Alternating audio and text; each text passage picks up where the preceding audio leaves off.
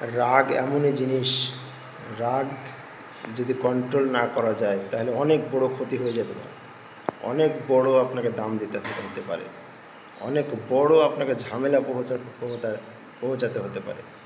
যেমন আজকে খবরে দেখলাম গোবরডাঙ্গায় দুই বন্ধুতে আম নিয়ে বচসা। একজন আম পাড়ছে আর একজন বন্ধু ওখানে গিয়ে আমের গাছতলায় গিয়ে মানে যা ইচ্ছে তাইভাবে গালাগালি দিচ্ছে। সে রাগে না থামতে পেরে আম পাড়া রেখে এসে তার গলা চিপে ধরেছে এবং সেও তার গলা চিপে ধরেছে।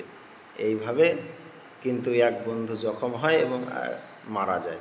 তাহলে রাগ এত খারাপ জিনিস, রাগকে যদি কন্ট্রোল না করতে পারেন তাহলে কষ্ট আছে কপালে, আর ভবিষ্যৎ তার অন্ধকার, ভবিষ্যৎ খারাপ হয়ে যাবে।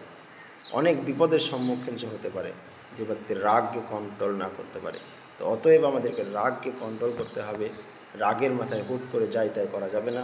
রাগের মাথায় হুট করে এই করে দেবো, সেই করে দেবো, তাই করে দেবো, এটা করা যাবে না। অতএব মাথা ঠান্ডা রাখুন, মাথা ঠান্ডা রেখে সমাধান করার চেষ্টা করুন। আসসালামু আলাইকুম ওয়া রাহমাতুল্লাহ।